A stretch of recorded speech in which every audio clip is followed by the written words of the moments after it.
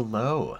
Doesn't look like anyone is in yet, so I will just keep hanging out until some people pop in. Looks like we've got some people on the way. Vampires are awesome. I don't know what I was worried about. Hello, welcome folks. Welcome Darklight, Decoy. Thanks for joining. Tonight we are going to design the vampire class for MythCraft. Certainly not in its entirety, but we'll get some ideas outlined. We will at least figure out what the different tracks are potentially going to be. Maybe get the entry talent pretty close to drafted, and just kind of figure out what each of the different tracks are going to look like. Welcome Gabor, welcome Pixelgeist, thanks for joining. So I guess I'll start by, I should have thought to do this earlier. Let me pull up the core rulebook real quick. How's everyone's day going? Hello Aurora, good to see you again. Hi Rachel, welcome.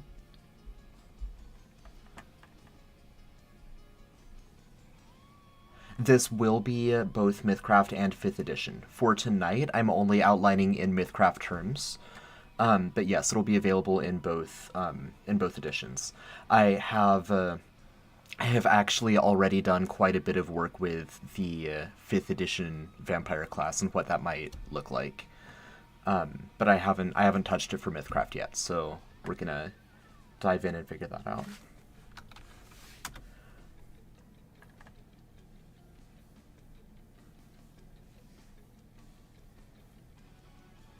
All right. Give me just a second to... let's see.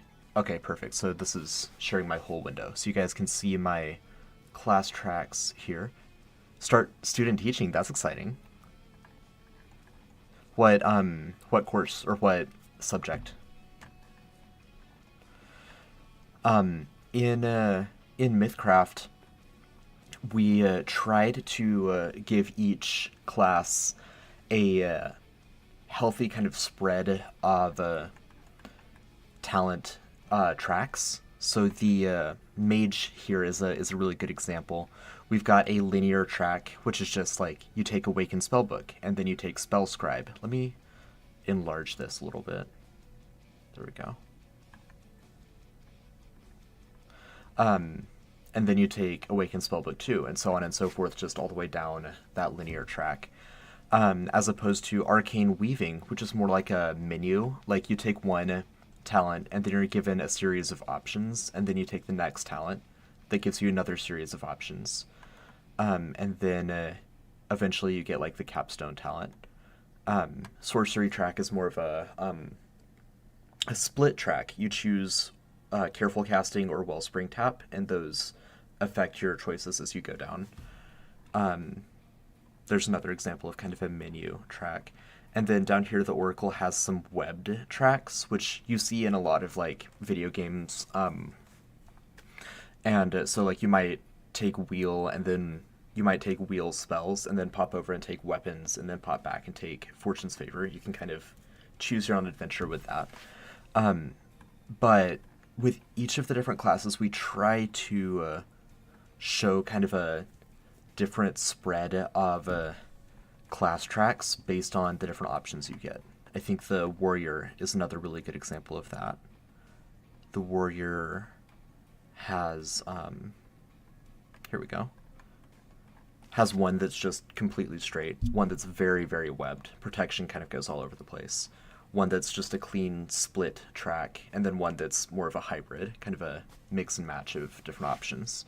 So I have that in mind as we're moving into designing the vampire class. Again, a disclaimer, if you make any suggestions, please only make suggestions if you are content with me taking them and using them, or with me like taking them and changing them, or not, or just straight up not using them. So suggestions are welcome. Just know if you make them, like, they're fair game for me to use or to not use. catch up on comments real quick. Well, Rachel, thank you for hanging out while you can. English language arts, all right. That'll be really fun, Decoy. I did student teaching for history and humanities when I was in college, so similar vein there. Vampires, are they going to just feed on blood, or will there be other things and different types? I think just blood. I don't, based on some of the lore that we're working on, I don't really see doing anything different there. If you want a vampire kind of build that doesn't have to feed on blood, probably go for like the Dampier lineage, and then pick a different class. I think vampire class is going to be purely one of the restrictions is just like blood. You gotta have it. Let's see. Jan, welcome. Good to see you again. And John, yes, this will be in 5e. The only class that is MythCraft exclusive from this packet is the Hellcrafter class, which is kind of like the Devil Forge Master from Castlevania. We've got our own like unique spins on a couple things, but that's like the inspiration for it. But the Lycanthrope class, which we designed a little bit last Friday, is going to be for both MythCraft and 5e. The Vampire class is also going to be for both. I'm only working on it in MythCraft terms right now. But yeah, it will be for both. Lord track, feral track, hybrid track. I'm curious what you mean by hybrid. Would that be like a Vampire Diaries like Klaus, or half vampire, half werewolf? Spoilers for a show that's been out forever. Or do you mean like a Dampier, like half vampire, half human, or something else? I'm not quite sure what you mean by hybrid. Blood magic, definitely something like that. I have an idea for like kind of like a casting branch and like a some kind of magic casting branch, and then more of like a martial branch, and then kind of your social courtier branch. So we'll see where we go with those ideas. You raise a good point there. A soul essence vampire would be sick. So I'm gonna just make a little note of that in case we find a way to work that in.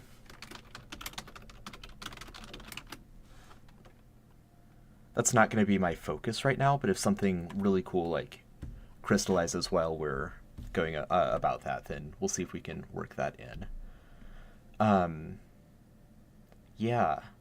Yeah, okay, Dampier.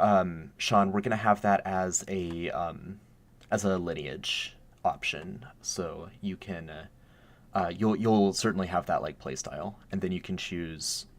I guess technically that means you could be a Dampier who later turns and becomes a full vampire, if you're a Dampier lineage and a vampire class. Which the reason, from like a design perspective, the reason we chose for the vampire and the lycanthrope or the were-creature to be a class instead of a lineage is because in 5th edition especially, there's not a lot of development that happens with the lineages or the races. Usually it's just stuff you get at level 1 and that's it.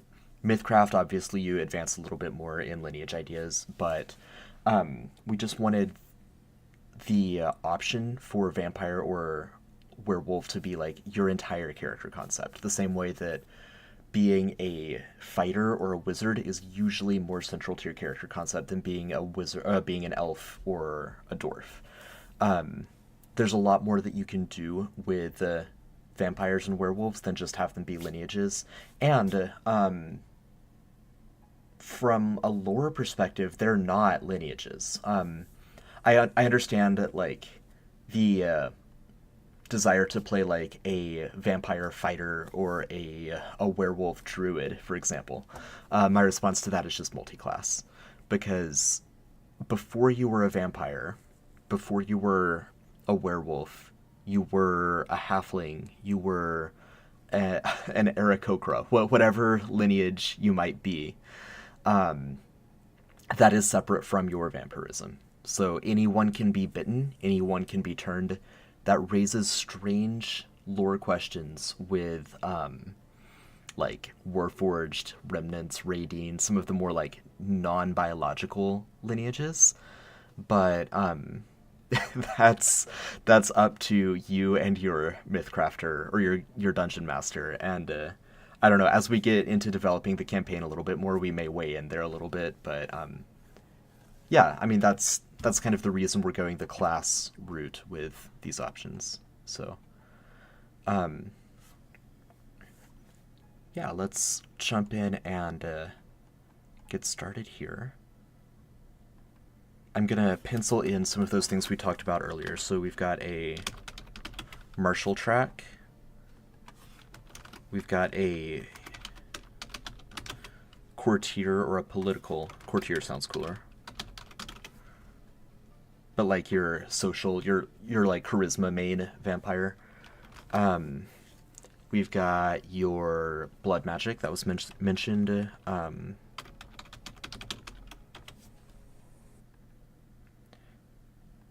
Got a let's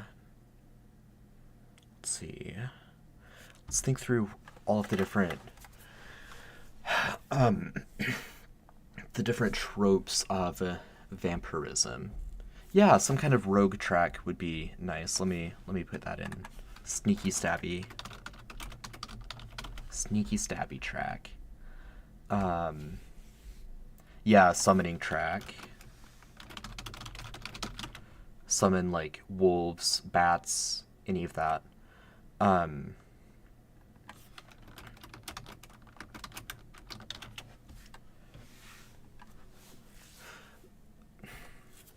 Let's see. Most common vampire tropes. Power tropes.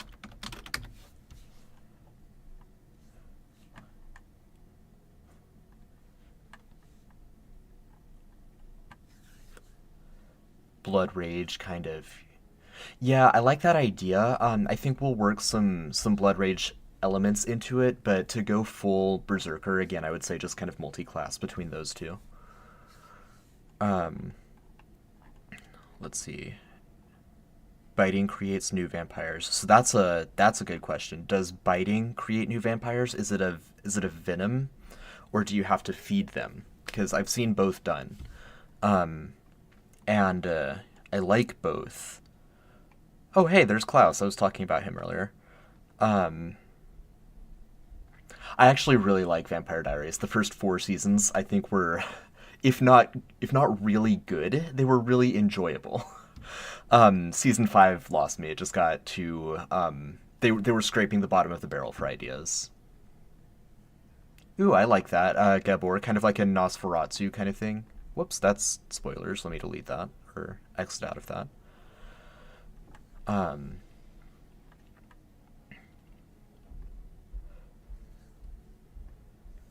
Yeah, possibility of making your own army I want to be careful with because we've got another entire class coming out that does that.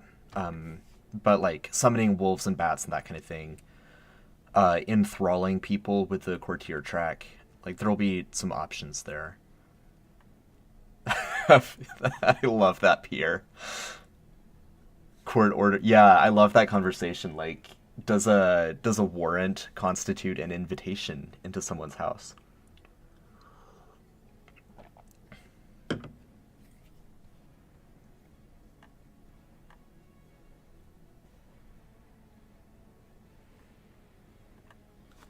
Let me make a note up here.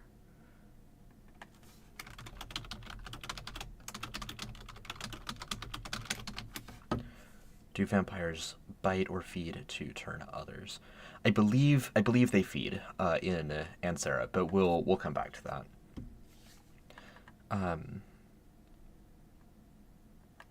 Let's see. Okay, yeah, sunlight. We'll get to limitations.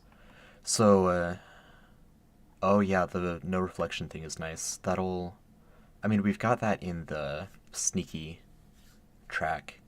shape-shifting be some kind of cool thing.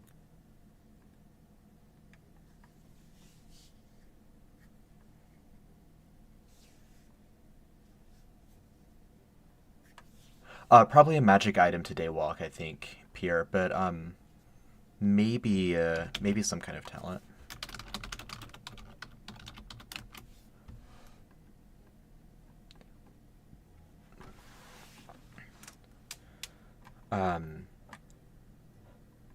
Yeah, okay, so there's a lot of ideas with like kind of the psychic vampire. You've got extra mind control, you've got the ability to speak with other vampires, maybe to use echolocation to communicate like in such a way that other creatures can't understand you.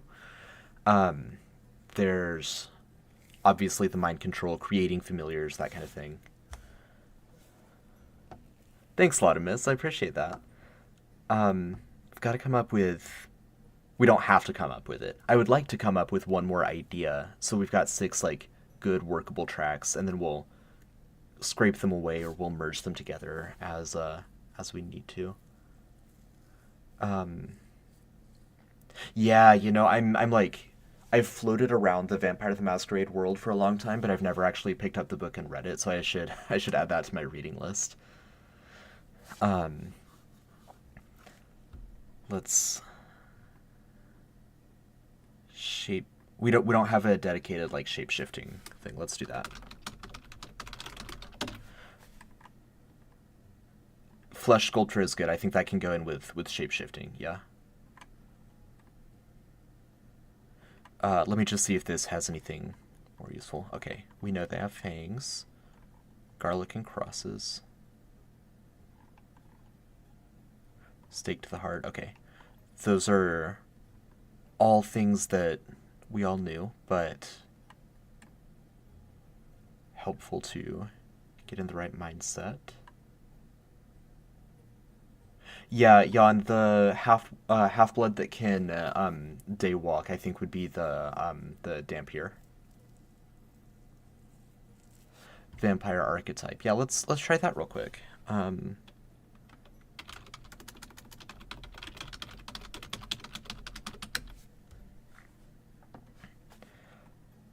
We will see. Let's see if this is.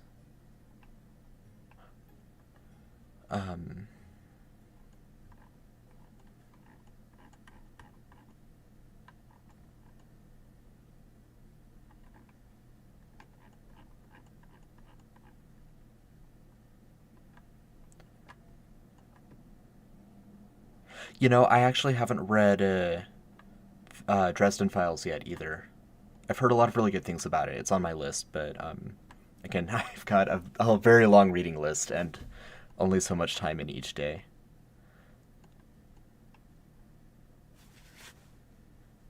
All right, let's see. This is more just like character tropes than power tropes. I'll leave it up in case we want to reference it. So, what does a vampire get just at the outset? Phase walking. Let me make a note on that with shapeshifting. Phasing. So for sunlight sensitivity, garlic, crosses, like all of those different kinds of things, we've got some really cool lore there. I don't want to give it all away at this time, so I'm just gonna put forbiddances.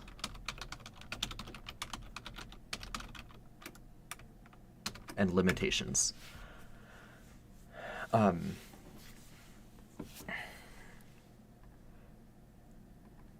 At the outset, you've got forbiddances and limitations. You've got a bite attack. You've got. Let's give you. It should be a relatively powerful opening talent because it has a lot of counteracting work, a lot of limitations. To compare and contrast, let's look at the lycanthrope I did a whole stream on this last Friday, so if you missed it or you're like more interested in our lycanthrope philosophy, you can look at that. But there's you get like a little bit of a limitation, vulnerable to silver, and memory loss around the full moon. But you also get to pick which moon out of the 5 moons of Ansera. You get to pick what kind of creature you're related to, like straight up werewolf, or if you're some other kind of creature. And then there's like the more, I would say more traditional, but it's a weird kind of stacked set of talents here. But there's the more traditional talents that you can take.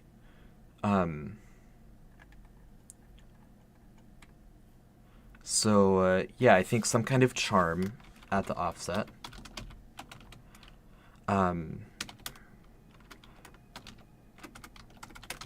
2 per rest, and then like later on you can work up to doing it half your charisma per rest, all of your charisma per rest. Let's see. In the sneaky stabby track, I think that a climb speed should be one of the first things you get. Just thinking of ideas as we get there. Enchanting people, Laudamus, we've got the courtier track down here. I think most of the enchanting is going to be there. But certainly, like, some kind of base level charm should be there. Oh, of course, Dark Vision. Thank you. I knew there was an obvious one.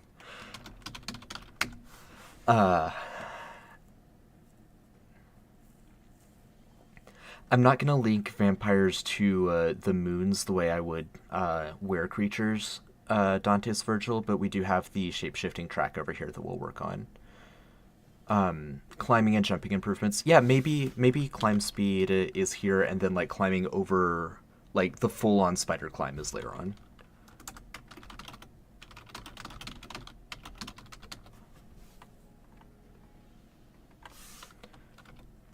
And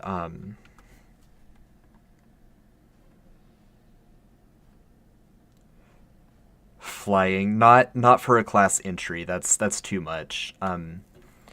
Should they be able to learn to fly? Yes.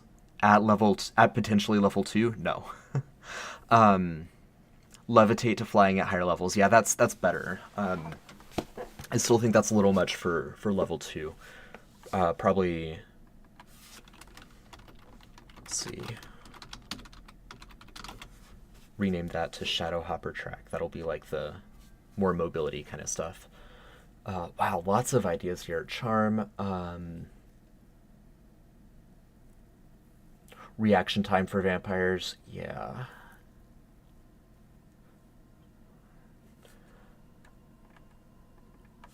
Maybe they just gain the ability to exploit, which is similar to opportunity attacks from 5th edition.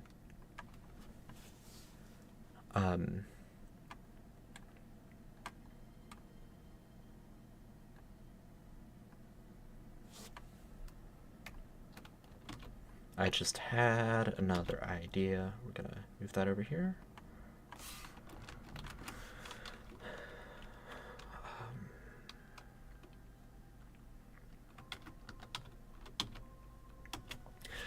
I'm gonna call it something cooler than magic, but magic is all I can think of right now.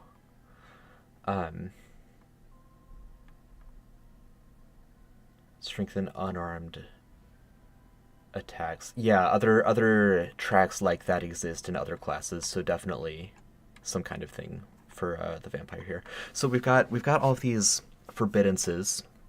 Again, there are going to be some that are very typical of vampires. There are going to be some that are new, or at least a little bit different from vampires in like typical, like in the Forgotten Realms. The lore there is different than the lore in the real world, which is different than the lore in Ansera. So there'll be some overlap for sure, some familiarity, and some things that are different.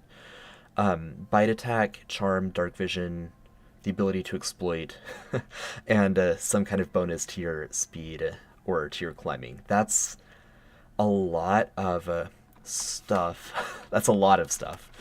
Maybe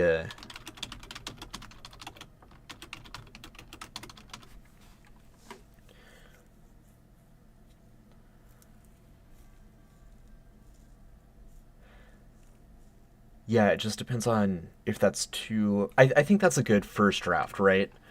Ooh, yeah, immunity, like limited immortality.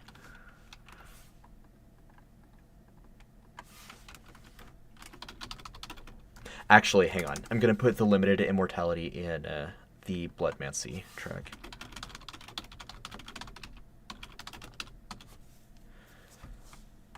At present, I'm not really thinking about them feeding off of more than blood. Lotimus, Jan also mentioned like feeding off of someone's soul instead of their blood, which is a really cool idea and fits with some lore that we're working on with MythCraft. But that's up here as a maybe we'll add it, just so I don't forget about it. But right now I'm just kind of focused on more traditional like blood feeding. Okay, I think we're good on the class entry. It might be a little strong, but it's a first draft, and I mean it's a pre-first draft, right? It's an outline, and after it's drafted, we'll have plenty of time to play test it and figure out if this is too much. It might be a little strong. It is a little strong. We'll see if it's a little too strong. All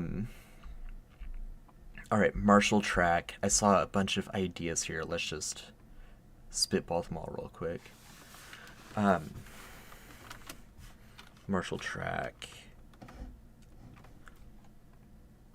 Bloodmancy track. I'm already anticipating some overlap between these two, so I'm going to move them next to each other. Don't age. Immune to disease and poison.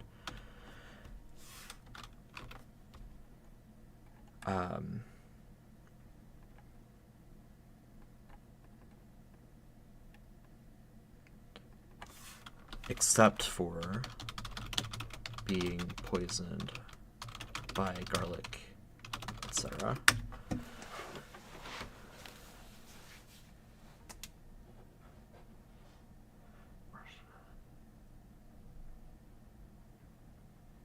Just catching up on chat here.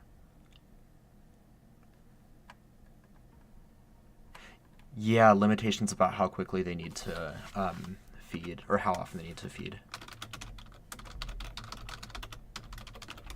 Yeah, exactly, Lotimus. That's the kind of stuff I'm looking for the martial or bloodmancy here. Welcome, Doodley. Thanks for joining. All right, bonuses when feeding. Extra AP. Extra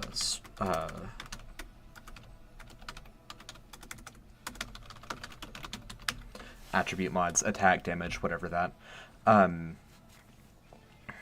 might look like. Borrow a little bit from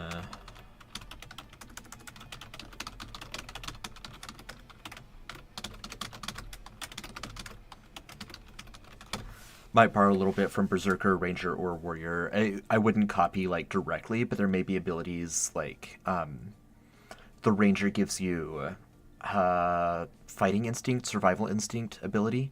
So so maybe there's a talent in here that gives you a very similar ability. Some ideas there. Bloodmancy.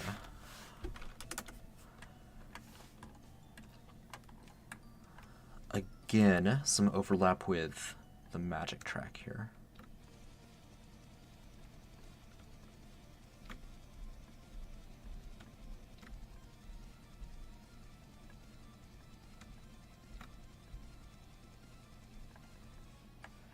Yeah, improving metaphysical could be really cool. That's luck, coordination, and sanity. So I have to figure out exactly kind of how the balance there works. Thank you, Sean. Good note. Improve bite attack. Gain claws attack. Improve claws damage. And bite attack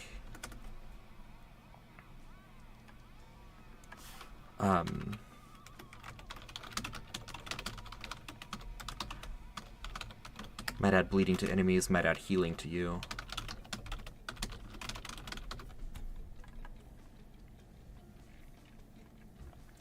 The magic track, trying to think of a cooler name for that track, but the names, I mean, nothing is final. The names are the least of like my concern right now. I just want to be sure that that everything is that ideas are being generated.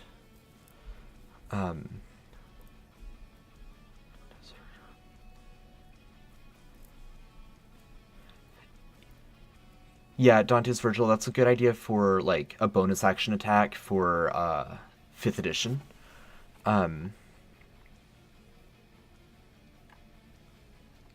Yeah, different ideas we can do there. The magic track, let's say gain one of your choice. Student of, if I can spell, of the arcane. Or initiate of the occult. I think arcane and occult. I'm not gonna say I'm not gonna say that a vampire could never learn divine magic, because certainly divine magic includes fiends and devils and that kind of creature, but they'd have to multi-class or go outside of the vampire class to get there. Thinking about like Dracula as seen in Castlevania, like I mean he's got his huge library with all of these different scientific and arcane tomes, and then thinking about the other vampires in Castlevania specifically, and the other vampires in like I mean, in Dracula himself, in Bram Stoker's Dracula, are a lot more interested in kind of the occult side of things. Necroscope is another good example of that.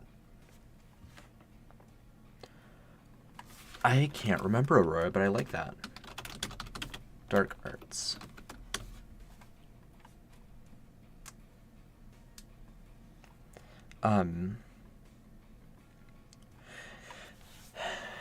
Yeah, so the other thing, Bloodmancy is really cool. I think that the vampire should certainly get access to it.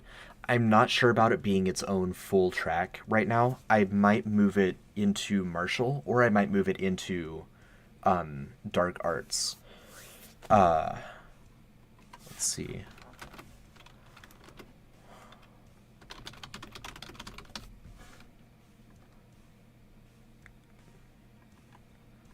Not sure exactly what direction to go there.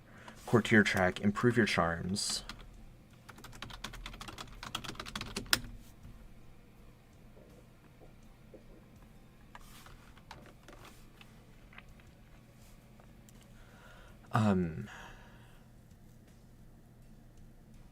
I like that idea about grappling. Yeah, let me throw that in real quick.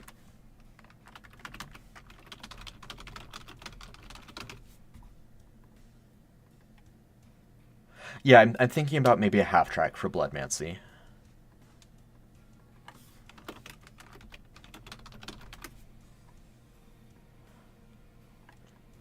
Make it like kind of a popular dip of like 5 or 6 talents that that people enter into just to get some like basic resistances and basic immortality kind of stuff, casual immortality.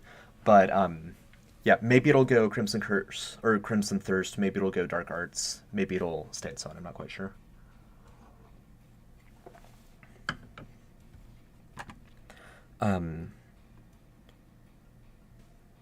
Courtier track, improve your charms, skill points. I saw another idea for Courtier. Let me... Oh, maybe psionic abilities.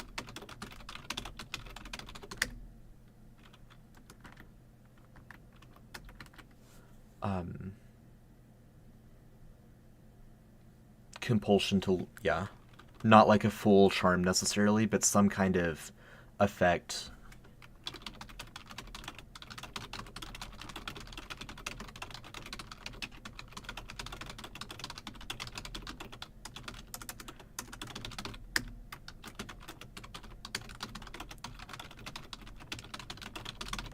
Yeah, so you've got kind of the crowd influence, and you've got the very specific, like, yeah, suggestion kind of ability.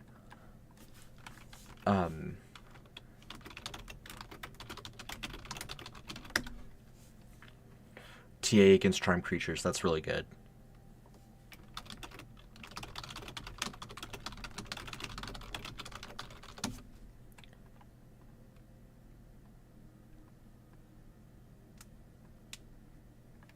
Command style ability. Yeah, like in 5e terms, I'd look at maybe the Battle Master for inspiration.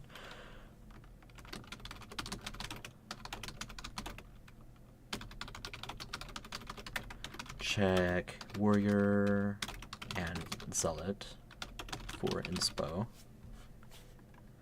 Hello, thanks for joining us, Andy.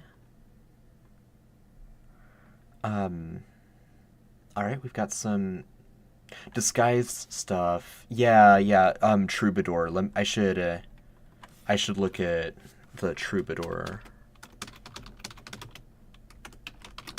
and different bard subclasses for ideas there.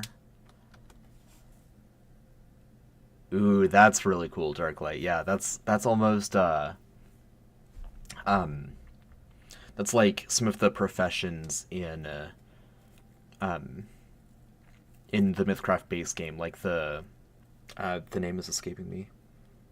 The noble title, where you like kind of build a court, or the pioneer, where you build a small town as you go. So something kind of like that.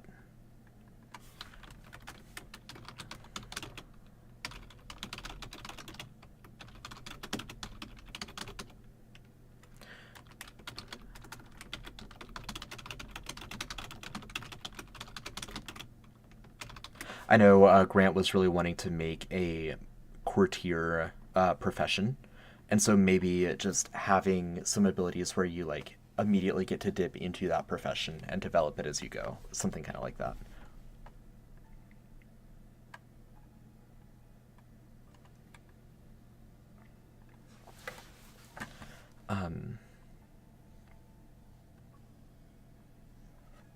Oh yeah. The Inquisitor, the Witch Hunter lets you get like a demonologist, that kind of stuff. Yeah, I think I'm pretty confident we're going to end up building out some kind of courtier profession, and so being able to just directly dip into that, I think, would be really fun. Yeah, ability to calm emotions. That's a psionic ability as well. So same kind of idea. I think we're pretty good on Courtier. I think we're pretty good on Crimson Thirst as far as idea generation goes.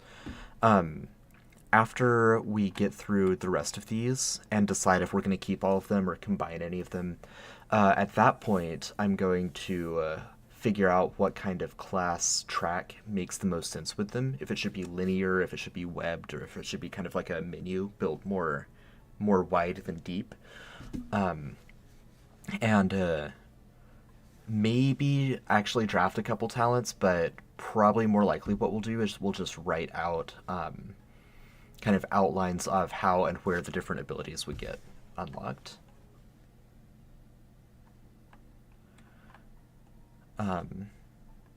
Let's jump to Shadow Hopper real quick. So this is going to be your more rogue-like kind of vampire. So we've got your climb speed, spider climb, yeah, shadow travel, that kind of stuff.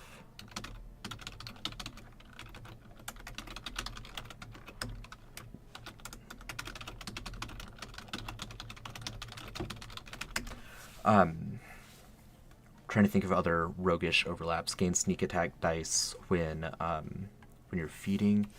Extra movement. Extra movement's really powerful in MythCraft, so I'm gonna put it here as like part of the outline, but I'm gonna be really careful before I just commit to that. Invisibility first when you just stand still. but you can work up to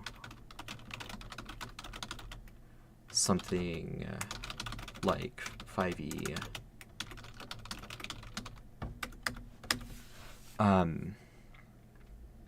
So that's a fun little track there. I like that. Like that invisibility idea. Yeah. Mist form. Any sort of... Okay, nice. Let's see. Stuff to do with echolocation. And avoid from hearing.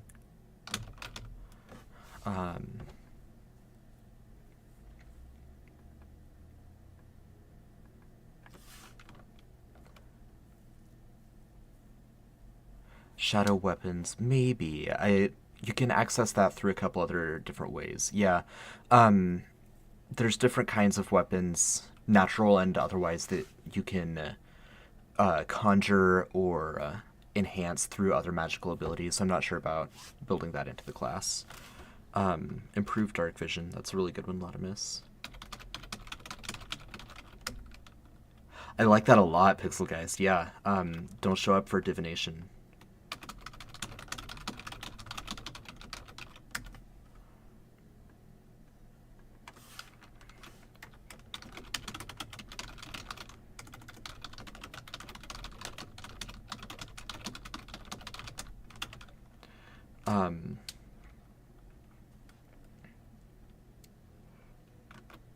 Shadow Blade, I'll put it down for the outline.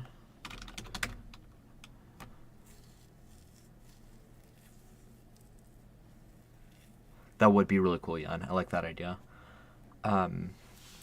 Vampires, I'm trying to remember the lore that we've confirmed. I believe vampires in Ansera do need to sleep, but some kind of mechanic there I think would be really cool.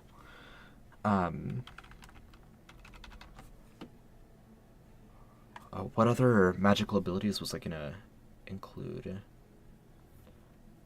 Oh, yeah. There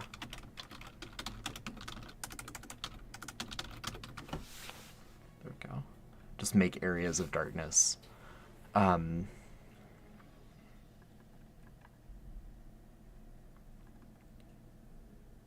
sure what else to... That's really cool. I like that. Turn yourself into a shadow.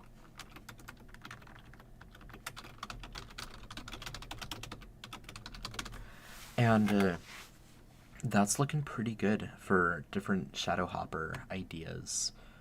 Lord of the Pack, whether this is a full track or just like a little, another little half track. Man,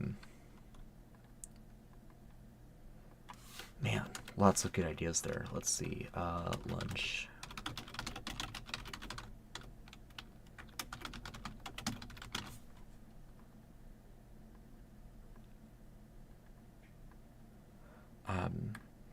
Alright, Lord of the Pack. Summon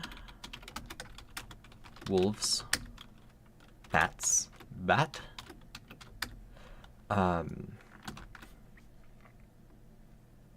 rats, skeletons, zombies, spiders, snakes. Is that a thing with vampires?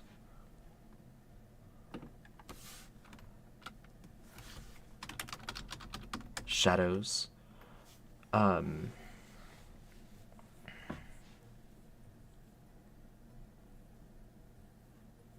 Depending on the lore. I'll put it down as a maybe. Snakes. Why'd it have to be snakes? Big auras of mist. There's some overlap there with some Conjuring Darkness with Shadow Hopper, so I'll have to figure out kind of where that shows up. There were a lot of snakes in one of those movie night movies we watched with Cody.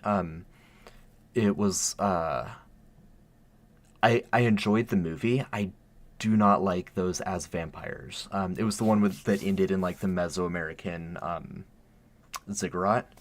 I can't remember the name of the movie, but those weren't vampires. They were cool monsters. They just weren't vampires.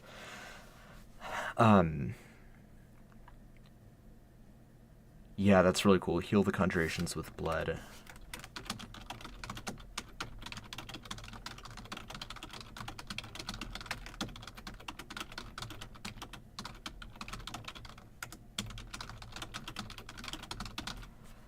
Just kind of resources to play with. You can Mesoamerican vampires. Yeah. I guess that's just not my thing, not my flavor of vampire.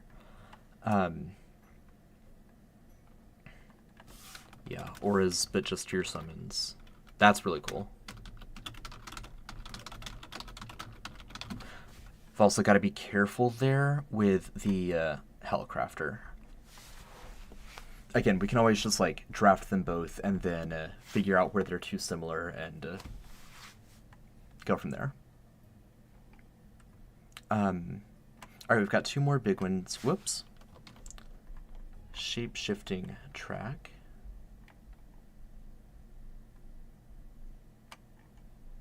Yeah, I like that, Sean. Let me...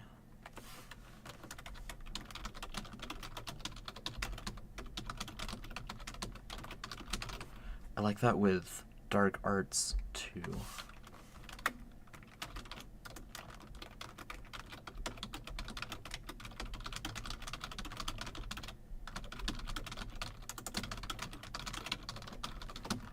Could be really fun.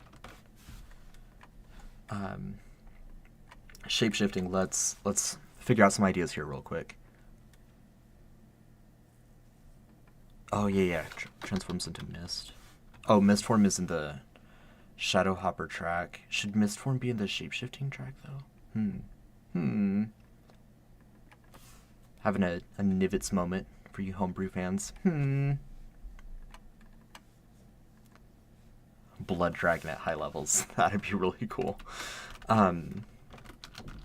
Shapeshift into mist skeleton. Not skeleton. Wolf, bat. Swarm of bats. Swarm of... Yeah, Dracula's second form. I still haven't beaten Circle of the Moon. I've gotten up to his second form. His first form is a breeze. Second form, I can't beat it.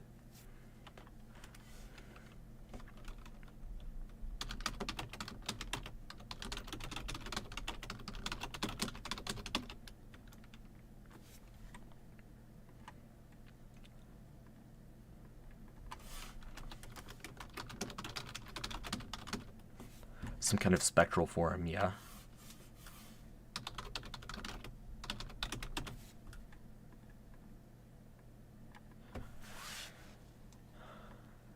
Yeah, mosquitoes, that's good. I have flies here. Mosquitoes is better.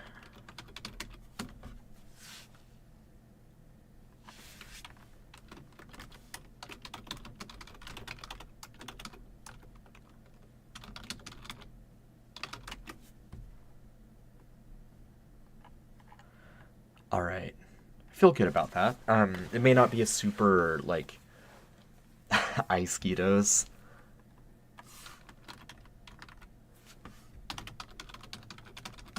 Yep.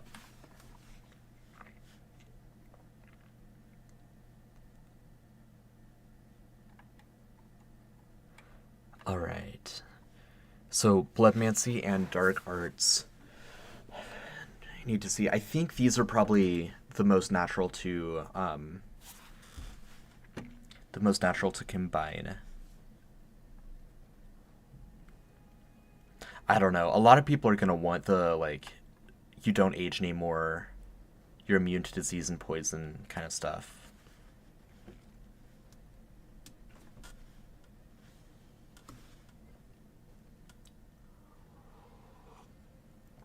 That's excellent, Aurora. That's really cool.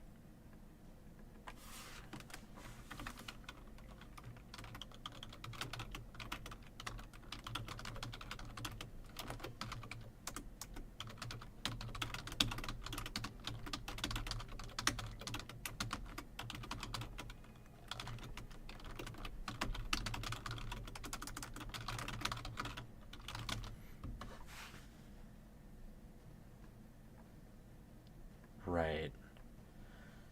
Um,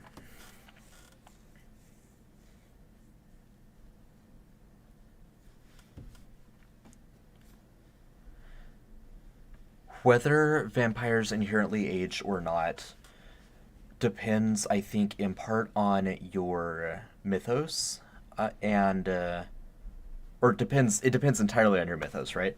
I think that commonly vampires are perpetually the age that they were turned at. I think is like a very common depiction of it. Um, in some iterations of Dracula, in some iterations of or in yeah, in some iterations of Dracula and in Vampire Diaries, characters look much older when they've gone a long time without blood because it shows that they're like desiccating and um, and so they're like shriveled and look significantly older, and then they like revitalize as they consume blood. Um, and once again, I yeah.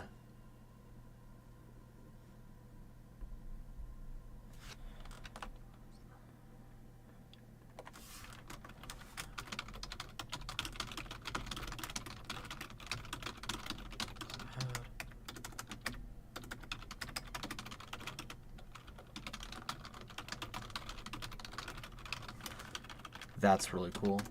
Would go better in Bloodmancy than in Dark Arts.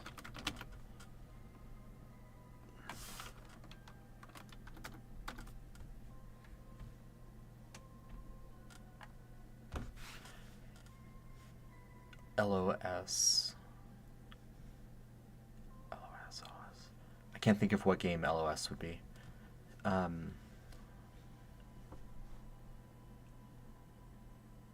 Get memories from feeding. Yeah, that's really cool too. I like that. Lord of Shadows. Thank you. That's right. Yeah, I have Lord of Shadows. I just haven't started playing it yet.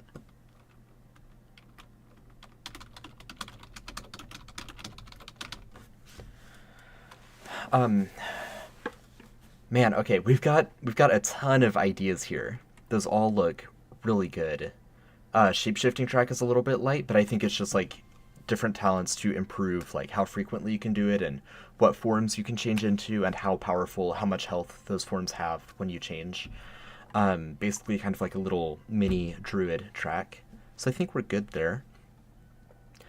I think the next thing to do is just figure out what kind of different class track is appropriate for each of these classes. So again, I talked about this, but for people who joined after I went over it, in MythCraft, each of the different class tracks usually, or each class usually has several different class tracks that are structured in different ways, like the soldier here, which is just like a straight line. You just pick one talent, then the next, then the next, versus the protection track, which is a lot more of like kind of a web structure, allowing you to take, protection 1 intercept and then bounce over and take protection 2 battlefield support, then bounce back and take protection 3 challenging shout. And so you've got a lot more like kind of options there. Yeah, so we've got a lot to play around with. And yes, that is the piece I was looking for, Lotimus, is that it is Dark Arts that should be the half track, not Bloodmancy. You dip into it, you get your magic, and then you go do whatever else you want to do. That's it.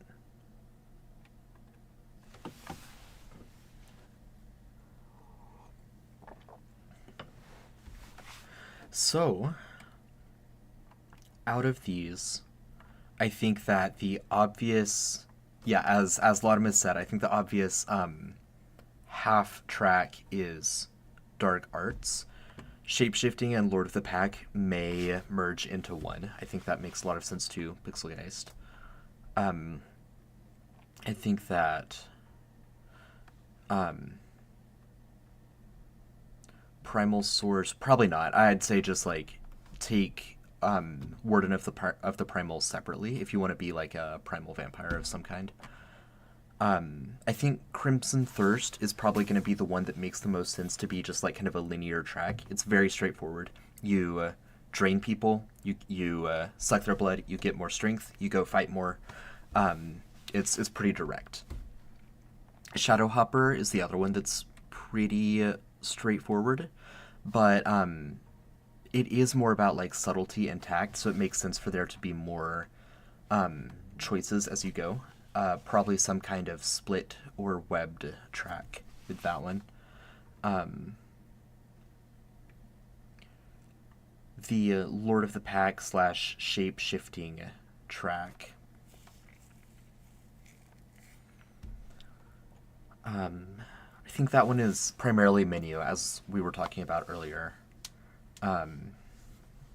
Yeah, some kind of joint menu web like hybrid track.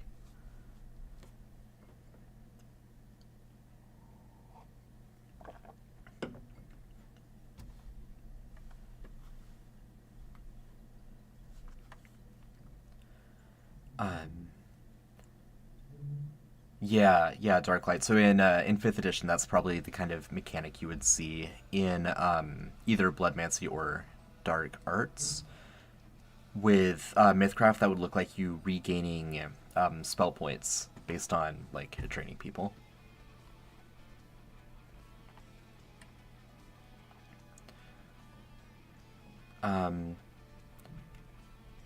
So probably these are going to be combined in some way. Shadowhopper may be its own. Either Lord of the Pack and Shapeshifting are going to merge, or Shapeshifting and Shadowhopper are going to merge. Shadowhopper being like kind of the more sneaky roguelike abilities, and Shapeshifting obviously being beneficial for that. Dark Arts is a half track that makes a ton of sense. Bloodmancy is its own full track at this point. I think makes sense as well. But like those certain classic vampire tropes need to be available early in Bloodmancy, so that a 1 or 2 talent dip into it gives you everything you need to feel like the vampire that you want to play, while you can proceed to follow whatever other track you want to. Alternatively, in the final iteration, some Bloodmancy features, like if Ansaran vampires do age, then you can go into Bloodmancy to prevent that. If Ansaran vampires don't age, then I'll just move that up to the vampire entry talent.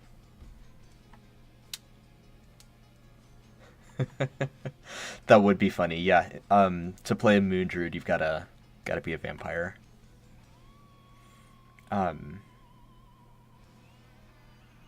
Yeah, Laudamus, that makes a lot of sense too.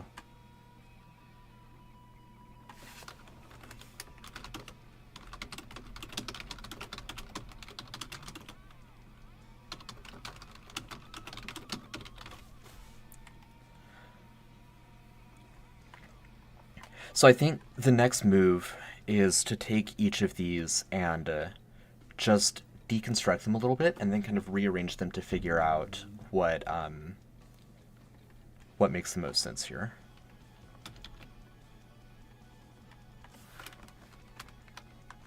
So let's do that. We've got an improvement to grappling.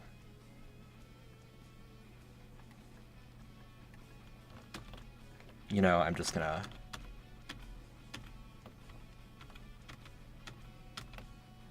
There we go. Make a bunch of cards here real quick. Improvement to grappling. Bonuses when feeding. I'll leave all of that together for right now, but we'll break it down a little bit more in just a minute.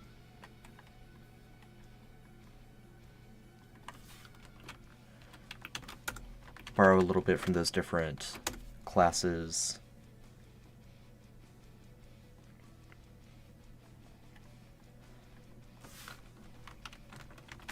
Improve your bite and gain a claws attack.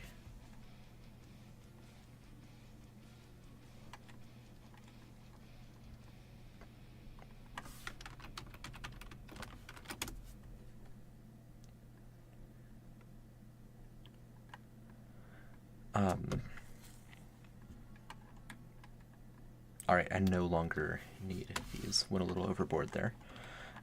Gaining a claws attack obviously precedes improving claws damage, so those are obviously going to come later.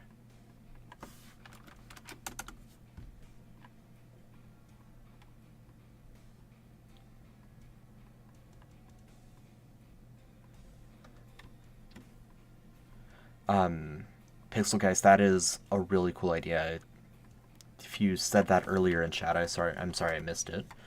I'm not sure if that would be Crimson Thirst or Bloodmancy, but I'm going to pop it in Bloodmancy just so I don't forget it.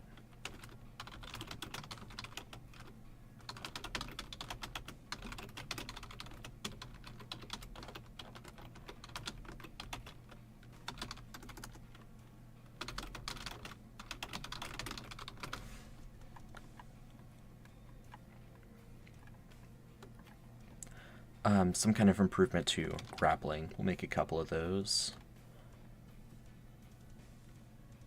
That's one of the first ones you should get, I think, because other stuff will inform it. Gabor, thank you for hanging out. Hope you have a good day, evening, night, whatever time zone it is. Happy time zone. Have a good one.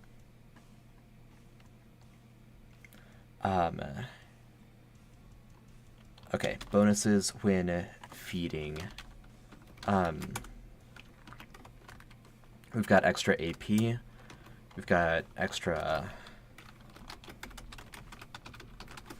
physical attributes. And we've got extra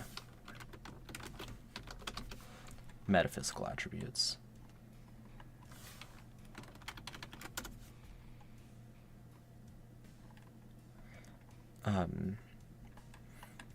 Improve your bite attack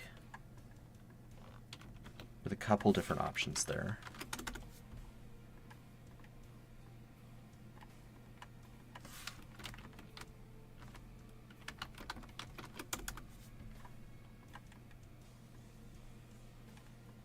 And then just ideas from the Berserker, Ranger, and Warrior that we might include. Rage AP from the Berserker.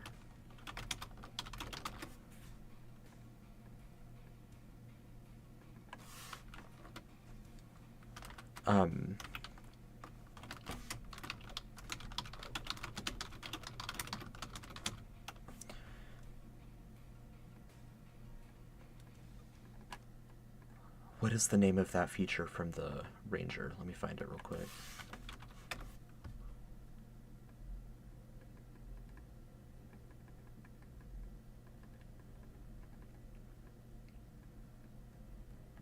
Yeah, I agree. I think that that's just going to come from them being able to feed on other creatures, though, right? Regain some hit points when they do that.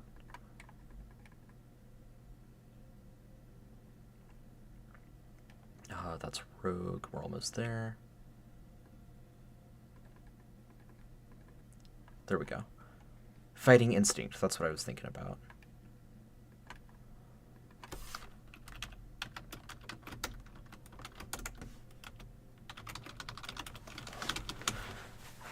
All right. Now, having written this all out, I no longer feel like just a straight linear track is appropriate for this this track. I think it will look more linear than a lot of the other tracks that we're going to work on here, but not just a straight 1 to 15. Damage threshold is very powerful. I don't think I want to give that to a player vampire.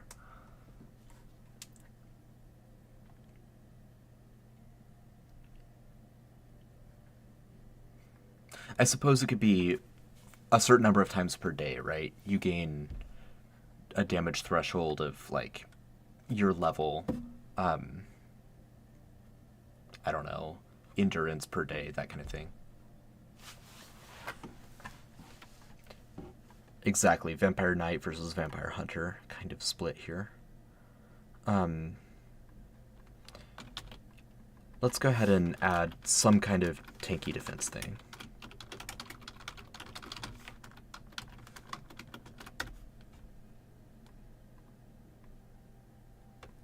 And yeah, a resist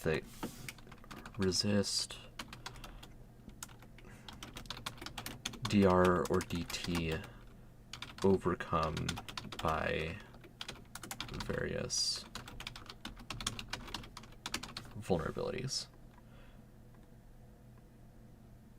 All right, yeah. It's a draft, right? We'll throw in DT and then we'll remove it if we need to. All right, so improvement to grappling definitely comes first in my mind, because if you're like a martial vampire and you regenerate from feeding on people, you're going to have to run up and grab them, feed on them, toss them aside, move on, rinse, repeat, right? So we'll start there. And extra action points from feeding, I think, is pretty crucial to that build as well. From there, I think we can start to branch out. So get kind of like a rangery, strikery build. Basically mimic one of the three like very martial focused classes. I guess pugilist also is, right? But so I shouldn't say one of the three. One of three possible options here. And then how would each of these improve? Berserker might let you just kind of ignore things. Fighter would let you be more tactically tanky. Ranger, gain a claws attack. More of a striker build. Get that improvement to grappling again. Again, if you've played MythCraft, if you're familiar with MythCraft, you'll know and you'll see this with kind of how I'm piecing this together. A lot of times you'll get two or three abilities in those first couple talents, and then they will reappear and improve as you move throughout the track.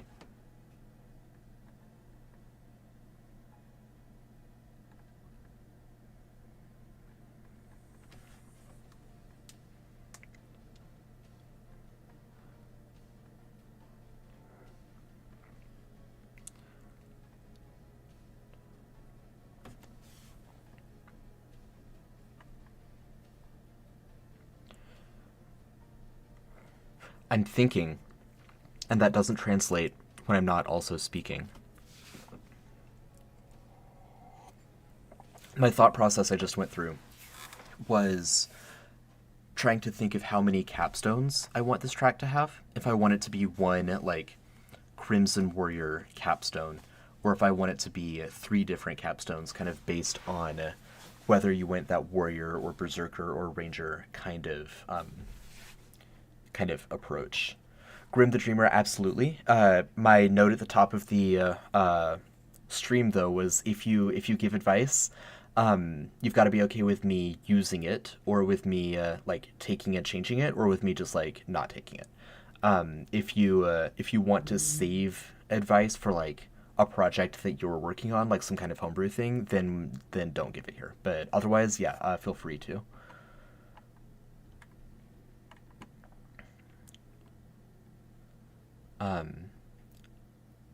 Break the attributes into... yeah. Good idea, Laudamus. Yeah, so metaphysical attributes, where did the... There it is. Physical attributes.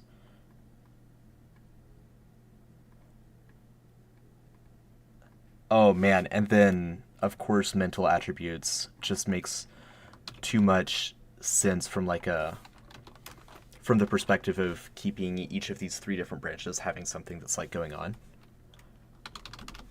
So again, we'll, subject to revision, we can structure it like that.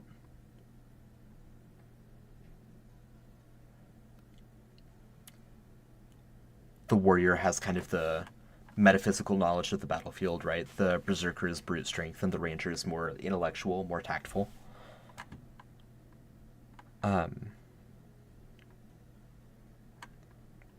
Let's see. Improve the... so improving grappling and improving the bite attack, I think, will be universal to everyone. Maybe the claws attack should too. Maybe it shouldn't. I'll come back to that. I'll come back to what to do there.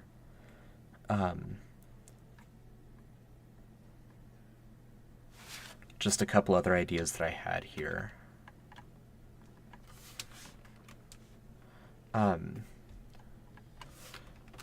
Improvement to... Oh, shoot. Where did the ideas go? Come back, come back, come back. Oh, yeah, okay. Extra damage against...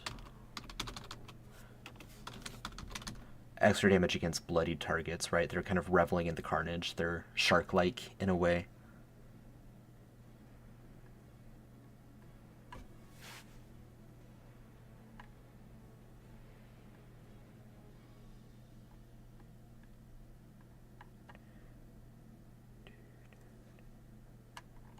Okay, Grim the Dreamer. So this is just one track that we're working on. I believe you popped in a little bit late, I'm guessing. But we've got several other tracks here, including, like, what you just mentioned, Blood Magic. So, yeah, I think we've got your ideas covered there. Bonus when you are bloodied. Yeah, so extra damage to bloodied targets, extra damage when you are bloodied. Yeah, I like both of those. Now... Again, this went from, oh, this is going to be a linear track to nothing of the sort. But it reminds me of some of those Ranger, like the Ranger Hunter track, where you pick one thing and then, regardless of that one thing, you also pick a different thing, and then you go back and get that first thing. But basically, your bite attack improves in some way, either healing you or adding bleeding to enemies of some kind.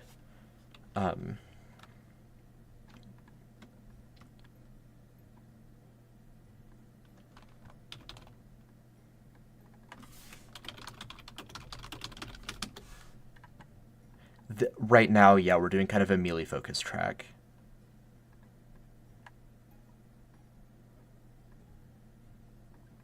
And so we've got kind of the warrior trope, the berserker trope, the ranger trope. You either heal or harm. You heal yourself or do extra damage to your enemies.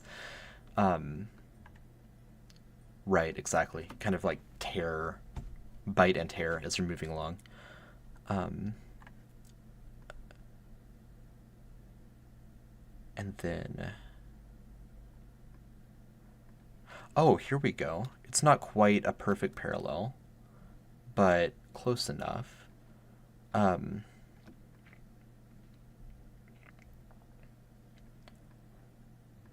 Extra damage when you are bloodied, I think, makes the most sense for the Berserker build.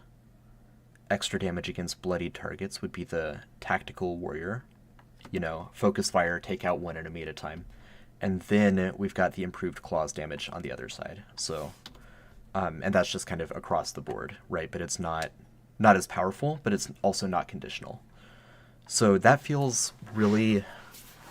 I like that. That feels nice and symmetrical. That's 1, 2, 3, 4, 5, 6, 7, 8, 9. That's 9 talents, as currently ideated. Obviously, none of them are fully fleshed out. They'd need to be developed a little bit more. But that's 9 out of what you need for like a vertical track is 14 in well, I'm second guessing myself now. Is it 14 or 15? 14 ending with a capstone being the 15th, I think. Yes, yeah. So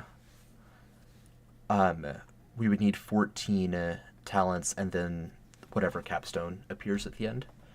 But we're yeah, DT, DR could be a capstone.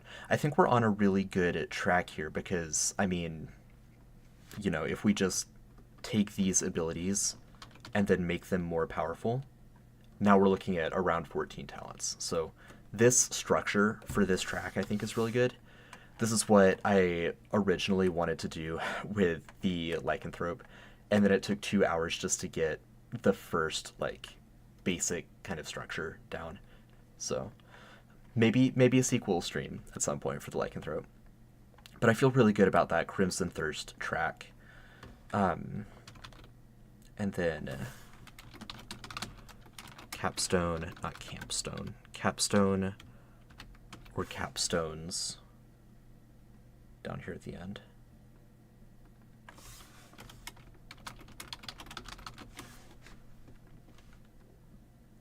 The Lycan was really fun, and we got distracted with like moon lore and all of that, and there's not as much of that going on here with vampires.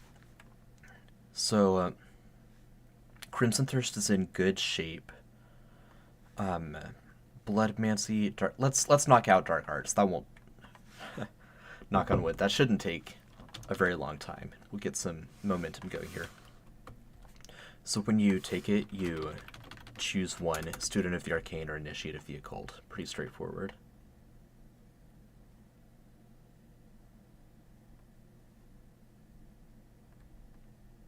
Yeah, Grim the Dreamer. So up here, when the melee vampire, when they feed, when they gain, or when they deal damage from their bite attack, then they get extra AP, which in MythCraft is like you spend AP to move or make attacks instead of having like an action and a move and a bonus action. There's just a pool of AP or action points that you spend to do different things.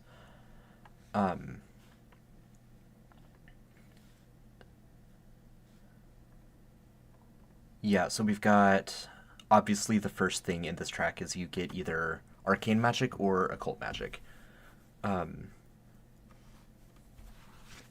Yeah, that's totally fine. Grim the Dreamer, so again, this class is going to be both MythCraft and 5th edition. Right now I'm just focused on MythCraft terminology and all of that. But yeah, in its final form, when the book is done, it'll be in both editions. Both game systems, I should say. Alright, so after gaining Initiate of the Occult or Student of the Arcane, after gaining some capacity to cast magic,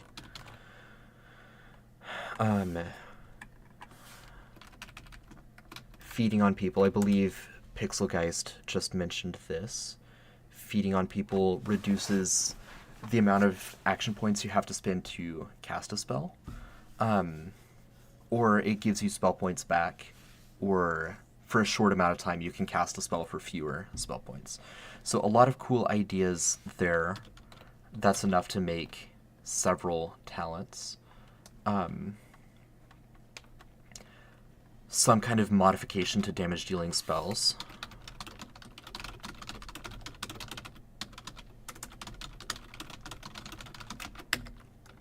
That's what I'm getting from you, Dante's Virgil. I really like that idea. So you cast a spell and it deals damage, and then in addition you poison.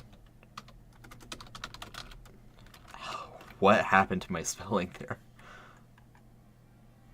Poisoned.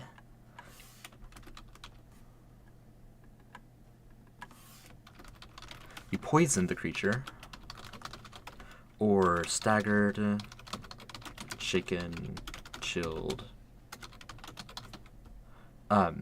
bleeding,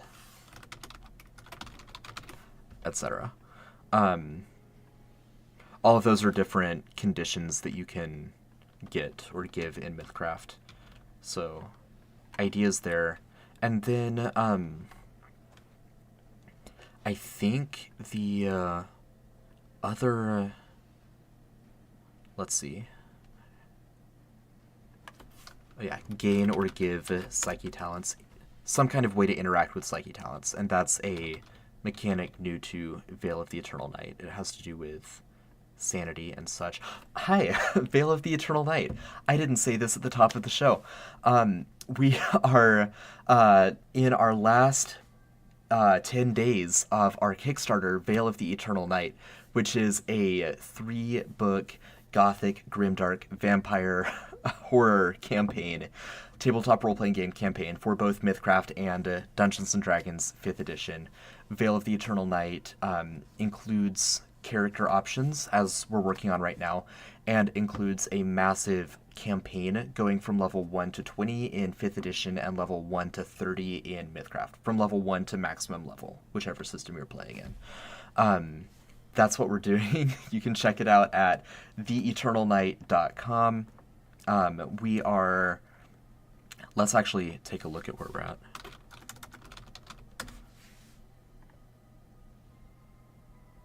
For some reason, that link is slow for me. Let me just... There we go. We are closing in on the $380,000 stretch goal. If we hit that, dare I say when we hit that? I don't want to jinx it. If we hit that, I will do another design stream that is going to be a new artifact, and there are several different legacy artifacts that gain power throughout the campaign.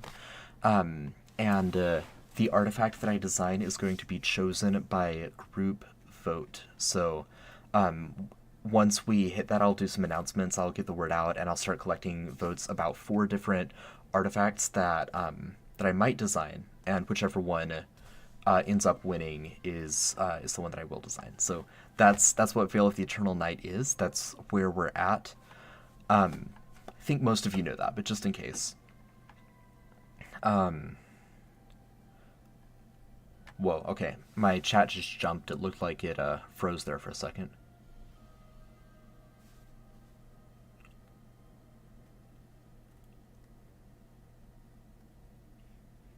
Oh, okay. Okay, never mind. We're good.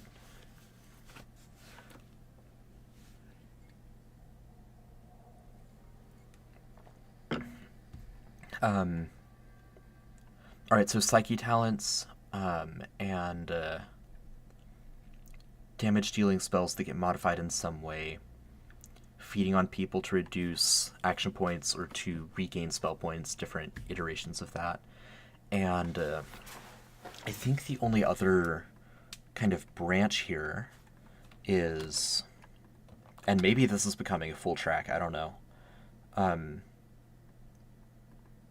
I kind of like the idea of that, so we'll see about it becoming a full track. You gain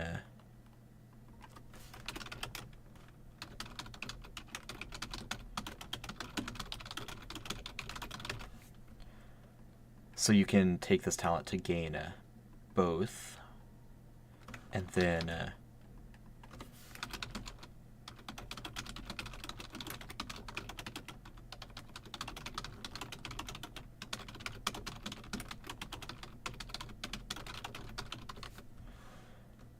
a couple different options to learn magic from multiple sources at one time.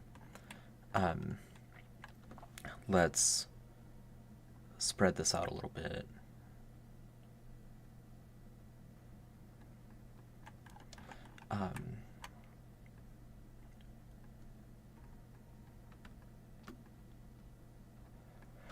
5e has a spell where you can transfer HP over life transference, right? I think it's like a 3rd level spell. You lose HP and they... 5e? Yeah, 3rd level necromancy spell. You take damage and someone else... Yeah, that's pretty common. Gains hit points equal to twice the necrotic damage you take. Yeah. So the Star Wars role-playing game I played growing up has that same force ability. Yeah, so does MythCraft have something like that?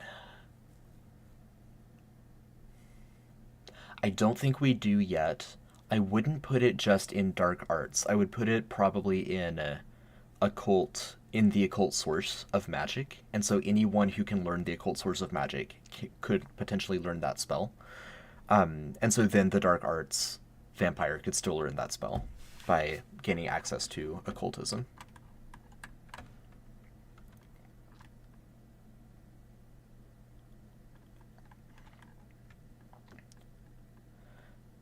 Okay, gain a student or initiate, and then gain different hybrid abilities. I'm going to go ahead and take the time to draw out little arrows here, because this one is kind of branchy.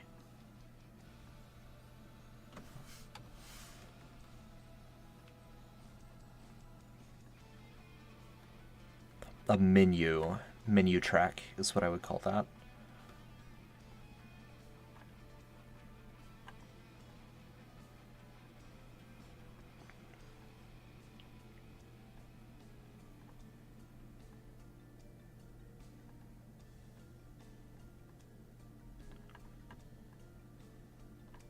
Okay, sure, no worries, Dante. Um, Again, yeah, all of the rules and player options for MythCraft are free on our wiki. That's srd.mythcraftrpg.com. All of everything that we write for MythCraft will be available for free on here. All of the game content will be available on here. But the creature list, for example, like there's a lot of creatures. That's a lot of data to enter, and so some of them don't have the stats like fully ideated yet. But we're working on it. We'll get there.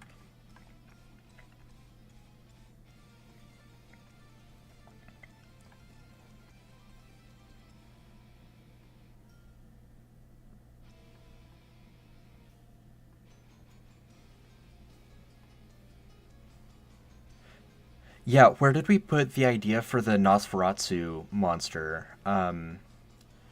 Sanity stuff. I believe it will, Laudamus. I That is something I want to double check with the team. But yeah, like I mean, we don't want a paywall to ever be a restriction for like playing the game. So I think all the sanity stuff will be on the wiki. Um, Thank you, Dante. Yeah, so some kind of Nosferatu ability might be in the shape changing track.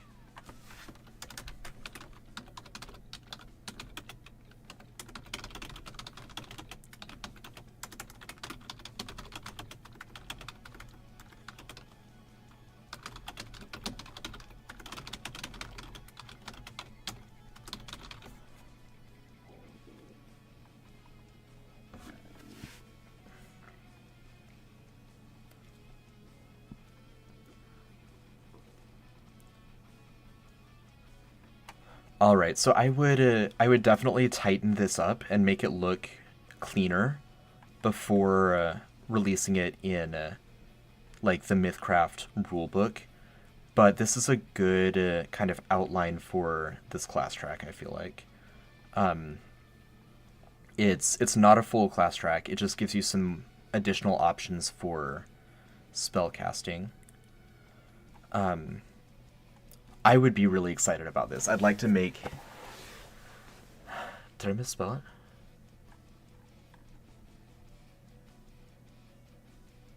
Nosferatu. Nosferatu?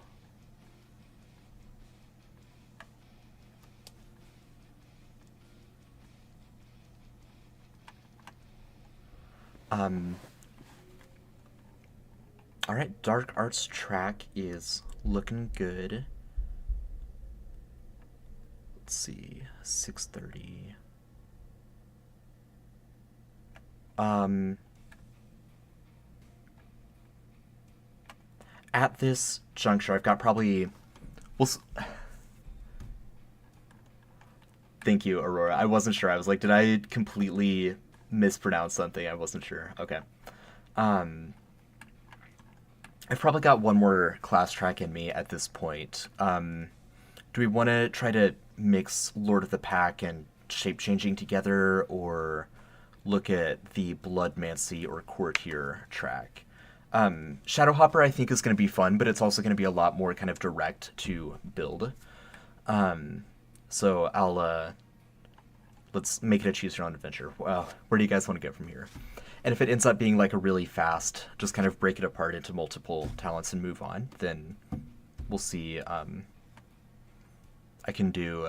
We'll see if I can do a couple more. But I am thinking Lord of the Pack and shape shifting. Um, there's a courtier. Blood. Okay. Blood. Okay. Um, Hemomancy. That's two and a half for blood, and two and a half for courtier. Nice. Any tiebreakers?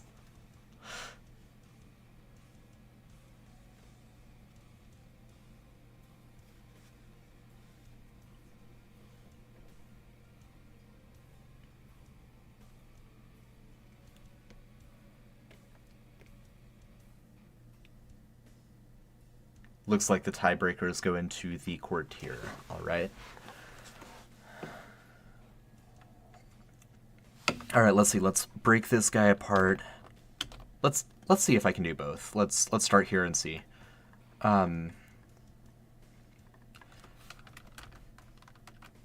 Improve your charms to start out.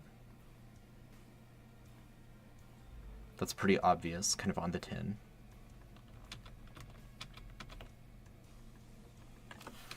Gain additional charisma-based skill points. Or influence-based.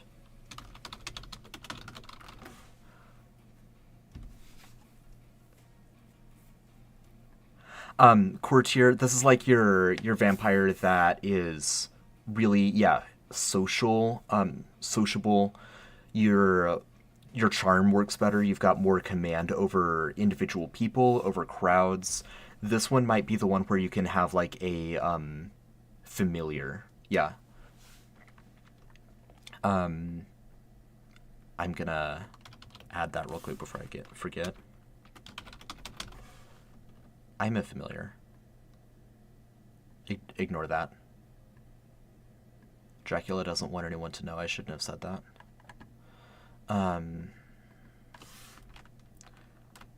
Let's see.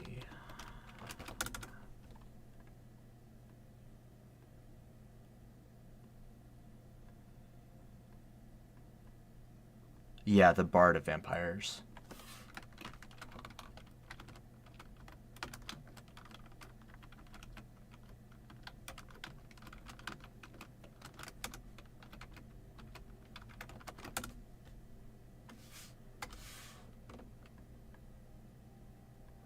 Yeah, some kind of limited sunlight resistance would make sense in the courtier track. I think full immunity needs to be like some kind of magic item, but I could see that.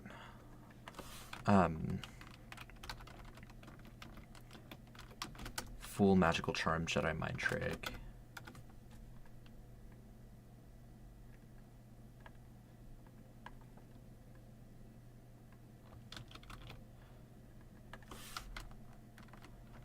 Bonuses against creatures that were charmed. That's a really cool one. I like that one a lot. Improving your charm to where it's like a full-on enthralled condition, which is, in MythCraft, that's like charmed, but it's just more intense. Charmed is like, you wouldn't willingly fight them, whereas enthralled is like you would willingly fight on their behalf. Yeah, I've got that. So familiar in like witch terms is a small animal, and in vampire terms is a humanoid servant.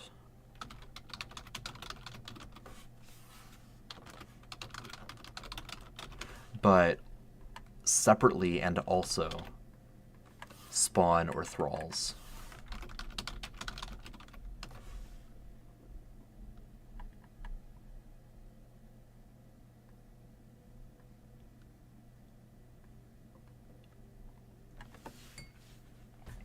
Grim the Dreamer, we do. Go back and watch the very beginning of the stream after we're done here. Dampier is going to be a lineage with this supplement for both MythCraft and 5th edition. So theoretically, you could be a Dampier vampire. You're very much on the same wavelength as us. Yeah. Yeah. Hypnotic Gaze is the same kind of like charm ability we're working on here. Maybe psionic abilities of some kind.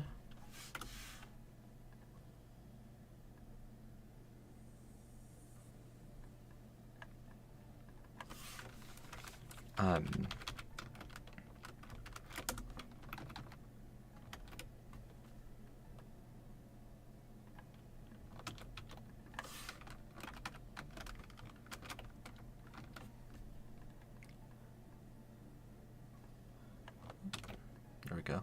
And yeah, maybe just straight up make more vampires.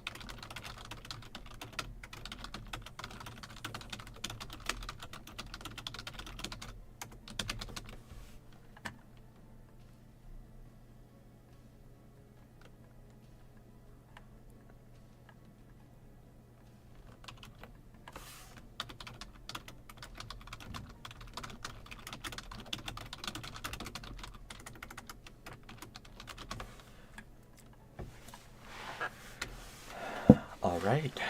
We've got our building blocks pulled apart. Yeah, definitely Gesh or Chaos or what other pronunciations of that spell have I heard? I think those are the main two, Chaos or Gesh, however you want to say it, something like that. Okay, improving your charms is pretty obvious. Skill points, for sure.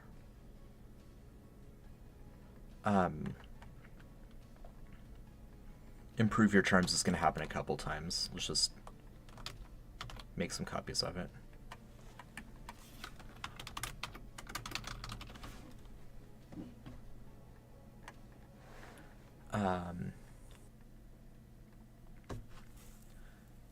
You can start working on like your courtier profession, start networking and building that up.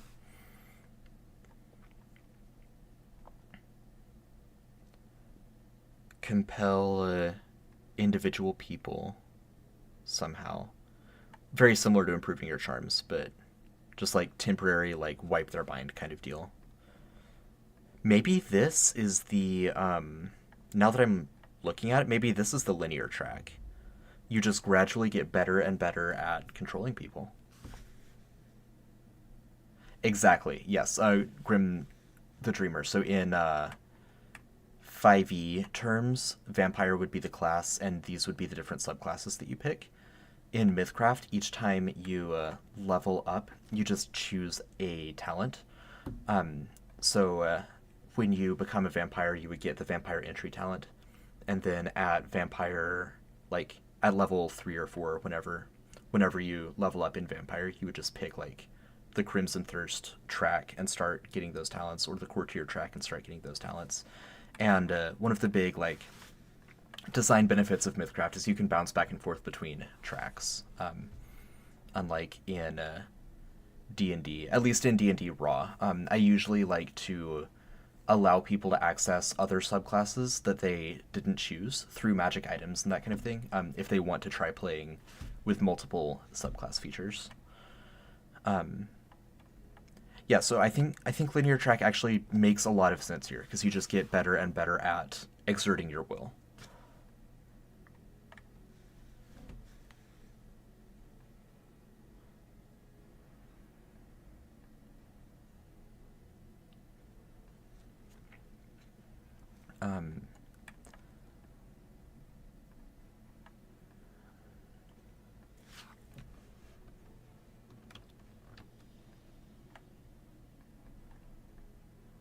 Start getting some kind of familiar there.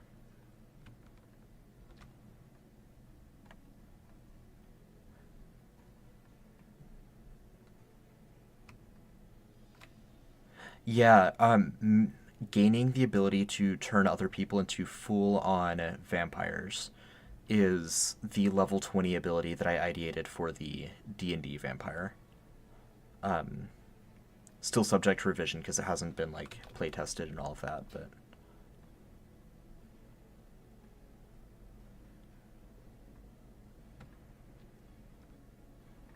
yeah, for sure, Latimus. Thank you.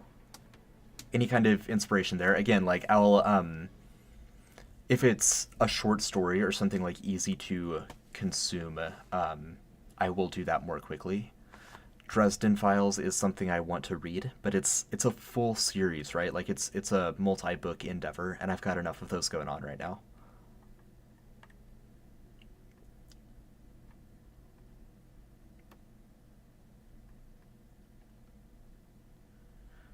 Um, yeah, here we go. So this is all looking really good. I think I've just got to figure out where to put the like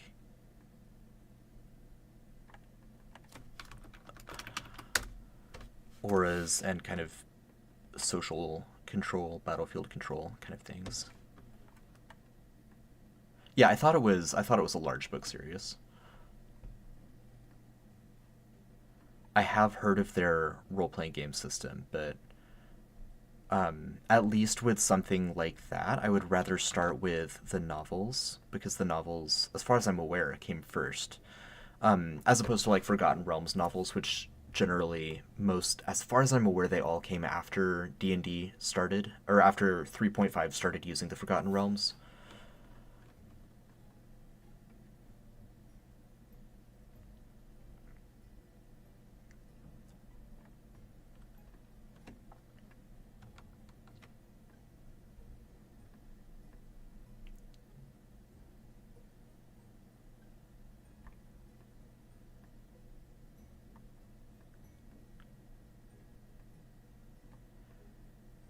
Without giving too much away, Dante's Virgil, there are different types of approaches to that within Ansera. There are four different specific subspecies of vampire. I am not making a different class for each one. The mechanics of them are going to be similar enough that you could be any of them within this class. But I don't really want to get too much more into specifics there until after we've rolled out a little bit of the Soliloquy of Annihilation campaign.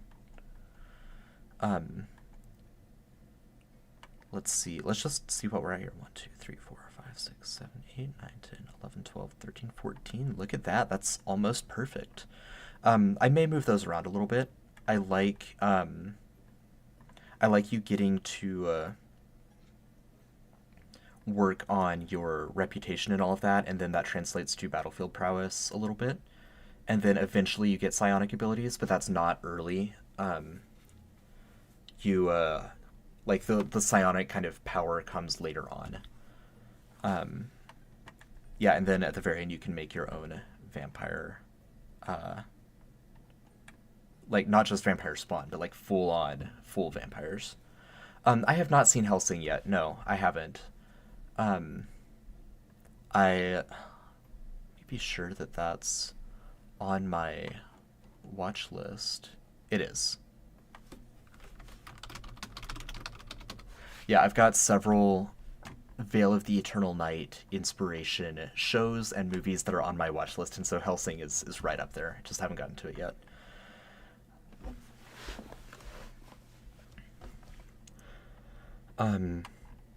Things are looking good. We've got 3 fully outlined, not fully ideated, but fully outlined class tracks there.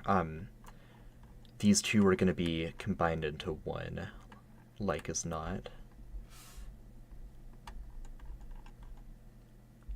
I think we can do the Bloodmancy one real quick, and then we'll probably end it there.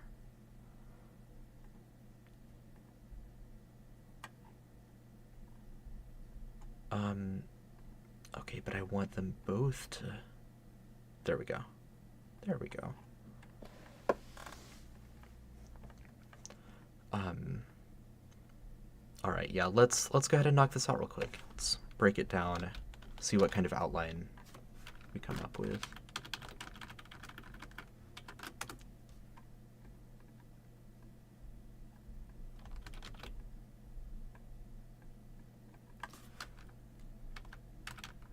Benefit from the number. That's such a cool idea.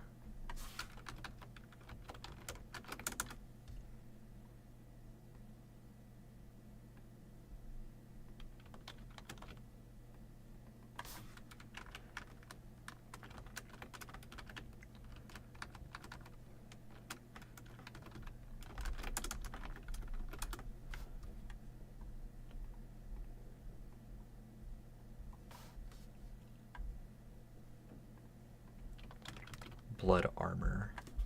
I like that too. Gain memories from feeding is awesome.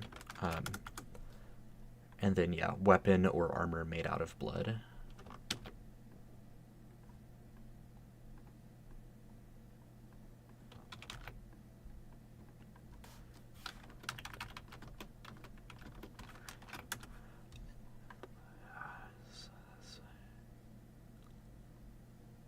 Other classic Gothic things like gargoyles. Gargoyles are a stat block, a monster stat block, or a set of monster stat blocks. There's a couple different kinds of gargoyles that I'm working on for Veil of the Eternal Night. In terms of player options with gargoyles, we don't have anything official planned, but I know that one of the folks in our Discord server, discord.gg/MythCraft, there's a channel for Homebrew, and I believe it was Adam, I think is who made a gargoyle like lineage that I think is pretty cool. I would like to sit down and try to play it sometime. So there's already a homebrew option there, and there's going to be gargoyle monsters and things of that nature. There are also I know this isn't directly gargoyle, but there are bat folk creatures like humanoid bats, essentially, that separate from Dhampir, because they're not directly related to vampires. They're more on the, like, primal animal side. Yeah, I thought it was Adam. Thank you, Spaz. Yeah, so lots of different kind of gothic things going on there.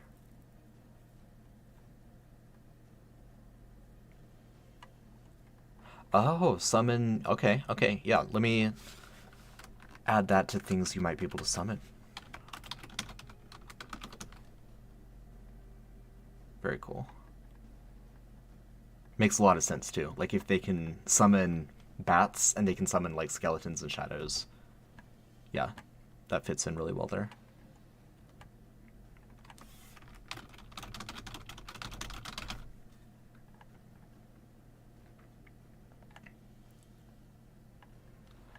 All right. Bloodmancy track here definitely starts with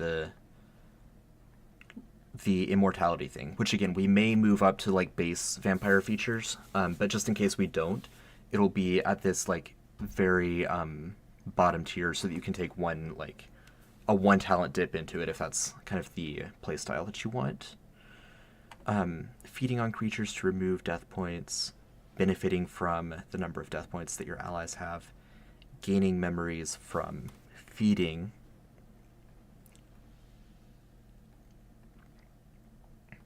So I think each of these abilities are cool and can get more powerful over time.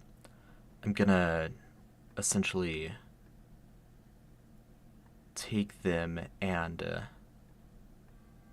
duplicate them, signifying that they get stronger over time. And now I'm going to look for some parallels. So feeding on creatures to remove death points is the opposite, or the inverse, of benefiting from the number of death points that your allies have. So I think that's where we get kind of a split track. You pick one or the other. So this is potentially an incompatible track. Hello, Solo Wolf. Thanks for joining us. Enhanced smell and tracking. Yeah, that makes sense for this track.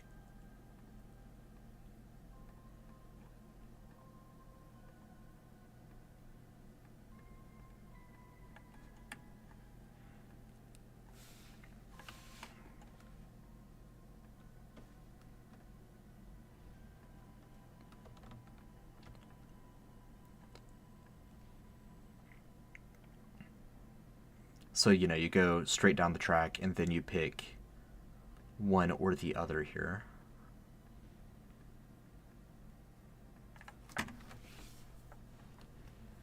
Yeah, bonuses to con. That's a really good idea too. Or even just, this is powerful, so I'm not sure exactly how quickly you could get there, but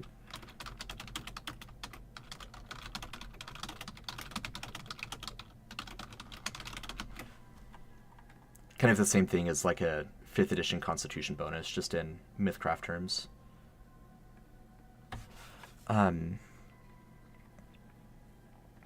Okay, Blood Weapon and Blood Armor. Those are also two sides of the same coin, the same idea. Those don't necessarily need to be incompatible, right? Because you might want to pick up both of them.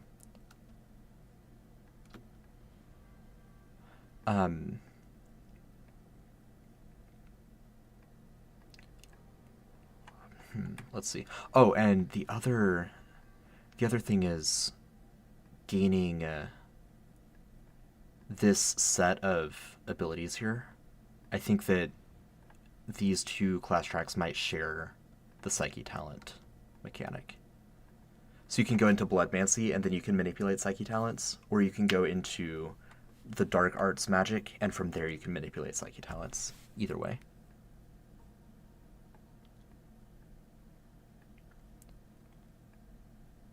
Well, yeah, certainly more like armor is defensive and the weapon is offense. But I don't necessarily want you to have to pick one or the other for like your entire character build. Obviously, they'd be different talents, but whereas like feeding on creatures to remove death points or benefiting from enemies or from other creatures, from your allies having death points, at this current draft, they are incompatible with one another. I wouldn't do the same thing with summoning a weapon and armor. Solo Wolf, we've got some of that kind of stuff in the Crimson Thirst track, or feeding on people to gain extra action points. We don't have specifically sacrificing health to action points with these guys. I think the Vessel does that from the MythCraft base game, but we've got things like that for Crimson Thirst.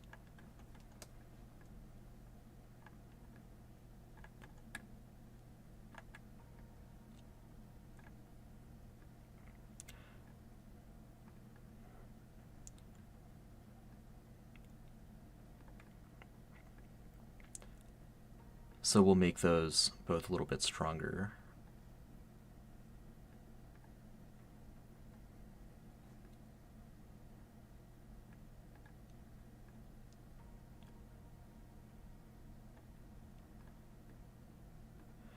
Some bonuses to your summons, Dante. Are you talking about like summoning bats and spiders and the other kind of creatures that you might gain from Lord of the Pack kind of abilities? Or are you talking about something else with your summons?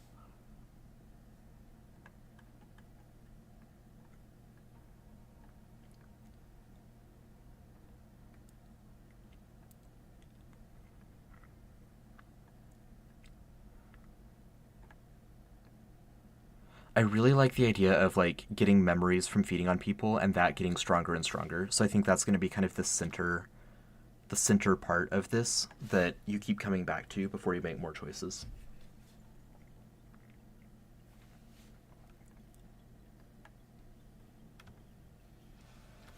Just delete that.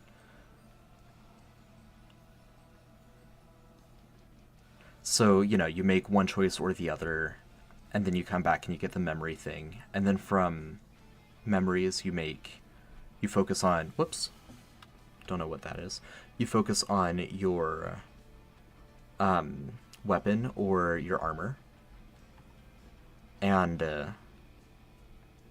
continue to improve that a little bit. But you can also, move from one to the other.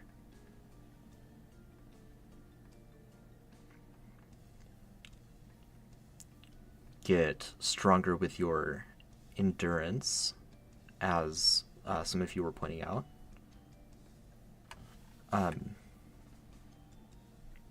That would be really cool, Pixel Guys. I think, like, at a distance from the ground, we've got different spells for that.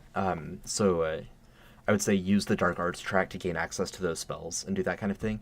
But doing that, getting some Dark Arts tracks, talents to do that, and then also summoning like a lance out of blood into your own hand that you go and fight with. That's a very like Vlad the Impaler look for sure.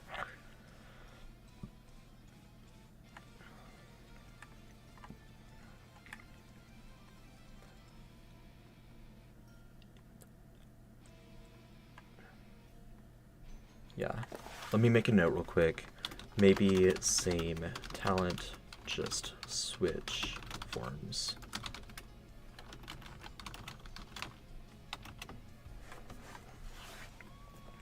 One, two, three, 4, 5, 6, 7, 8. So that's about 2/3 of a class track right here. I think simply gaining additional benefits based on your first choice makes sense, right? It kind of repeats. There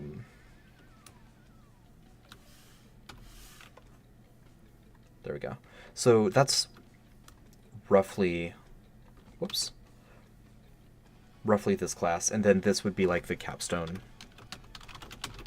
instead of just gaining more health. And I don't quite know what to put there. Something cool and crazy, all the capstones are, but the exact iteration of that I'm not sure about yet.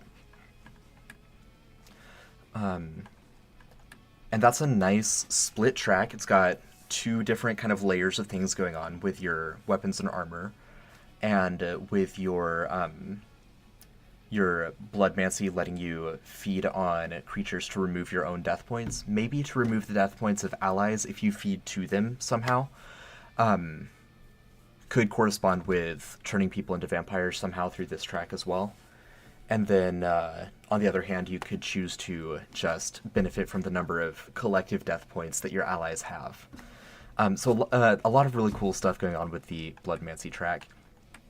I think the Shadowhopper and the Summoner Shapechanger tracks are going to be something we tackle at another point. I'm getting pretty hungry and my voice is getting pretty tired. So, yeah, I think we're going to wrap up. Thank you all for hanging out with me. I'm really excited for this, and I think this is a really cool play style. Out of what we've done so far, I would personally be a dark arts courtier. I think is kind of the track that I would go. But yeah, I think there's a lot of fun options with these different play styles. Once again, a reminder: if you are not aware, or if you haven't checked it out in a while, please go to theeternalnight.com, or just go to Kickstarter and look up Veil of the Eternal Night.